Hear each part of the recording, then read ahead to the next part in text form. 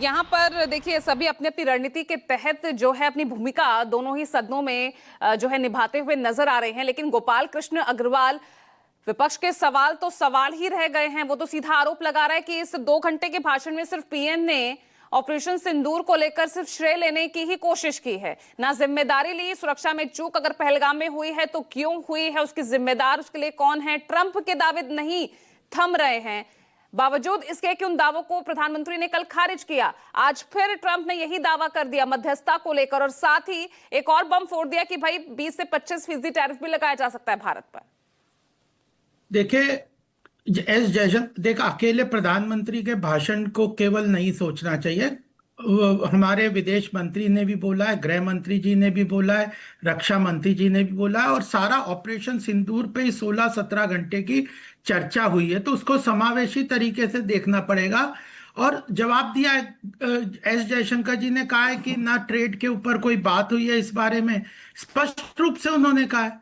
और फिर ये भी बता दिया कि अमेरिका की तरफ से जो वाइस प्रेसिडेंट ने फोन किया था, उसके ऊपर प्रधानमंत्री जी ने भी कहा, विदेश मंत्री ने भी बताया कि वो हुआ था। अब विपक्ष की समस्या क्या है, वो भारत के मंत्रियों को, भारत के प्रधानमंत्रियों को, भारत के जो ब्यूरोक्रेसी में टॉप ऑफिशियल्स हैं, आर्मी है, किसी की बात वो नहीं मानना चाहते, एक ट्रंप के पीछे लग गए। अब ट्रंप को रोको या नहीं रोको, जब साफ कह दिया प्रधानमंत्री जी ने कि कोई ना मेरी ट्रंप साहब से 22, जयशंकर जी ने साफ तो बताया 22 के बाद 17 तारीख, 22 के बाद सीधे 17 मई को बात हुई है, 22 अप्रैल के बाद ट्रंप से। तो फिर उसके बाद ये कैसे हो गया, उनने रुका दिया। देखिए, ये चीजों को घालमेल करके करने से कुछ नहीं होगा। सब विश्व में सब देश चाहते थे कि भारत पाकिस्तान का युद्ध ना हो, इसके लिए सबने कहा होगा, सबने अपने अपने लेवल पे कहा, नहीं कहा, सब चाहते थे। लेकिन यह स्पष्ट कर चुकी है भारत के प्रधानमंत्री जी और सबकी, यह जो भारत पाकिस्तान के ऊपर भारत ने उनके जो स्ट्राइक की थी उन पहलगाम हमले के बाद, वो बहुत ही कैलकुलेटेड स्ट्राइक थी आर्मी की। उन्होंने पाकिस्तान को बहुत नुकसान पहुंचाया, उनके डिफेंस को, उनके टेररिस्ट कैंप्स को। और उसके बाद पाकिस्तान जब देखने लगा कि उसका नुकसान बहुत ज्यादा हो रहा है, और वाइस प्रेसिडेंट ने यह तक कहा कि पाकिस्तान बड़ा हमला करने को तैयार है, तो प्रधानमंत्री जी ने उनको स्पष्ट कर दिया, यह कह दिया कि हम उससे बड़ा जवाब देंगे, गोली का जवाब गोले से देंगे। और उन्होंने कोशिश भी की।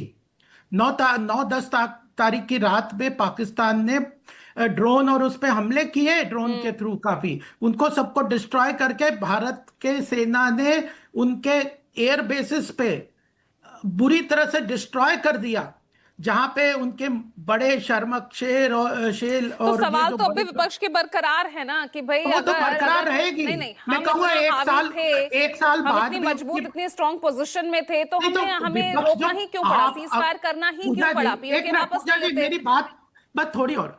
आप कोई प्रश्न पूछ रहे हैं, मैं उसका जवाब दूं, और आप कहो कि नहीं मुझे तो जवाब नहीं मिला, आप मानो ही ना मेरे जवाब को, तुम तो झूठ बोल रहे हो, तुम तो ये कर रहे हो, तो फिर मैं क्या करूंगा। वो तो विपक्ष को अपना स्पष्ट करना है।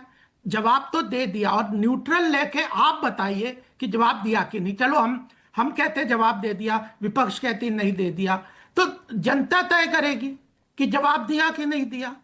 तो इसमें मैं तो, मेरे कहने से आप मान जाओगे, चलिए मानोगे।